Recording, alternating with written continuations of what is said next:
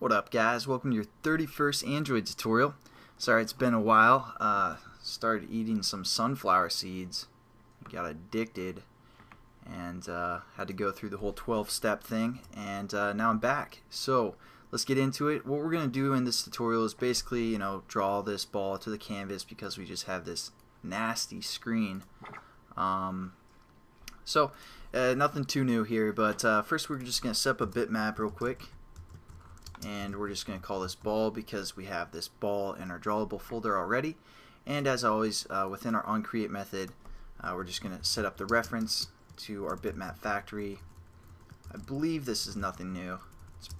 Like I said, it's been a while since I made a tutorial, so kind of forget what we've done so far. But if not, all you do is you go to the bitmap factory, decode resource, and give it the resource by using the method getResources, and then which resource we want to decode, which is going to be through our drawable folder and then blue ball. So got our ball set up.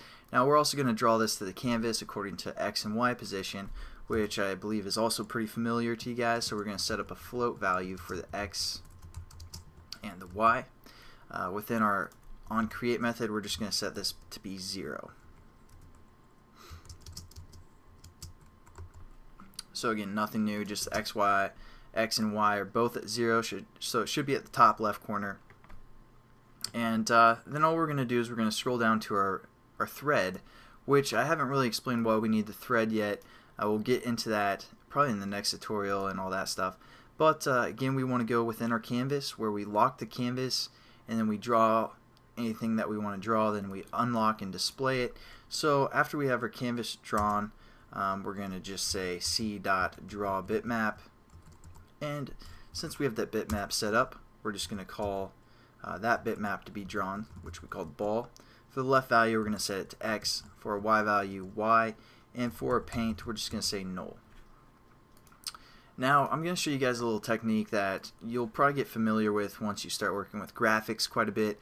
It's just going to basically center our bitmap according to where we want it to be drawn, because eventually we're going to work with touch events, and as you can see, this is the top left corner, which is 0 0, and then it draws our ball according to there. But if we clicked here, it would draw the ball in a rectangle like this, and it just won't look that pretty. So what we're going to do is we're going to try and get this ball, the center of the ball, to be at position 0 0, or wherever we want to draw it. But so what we're going to do is say, instead of our 0 for the X and the 0 for the Y position, all we're going to do is we're going to subtract half of the bitmap's width.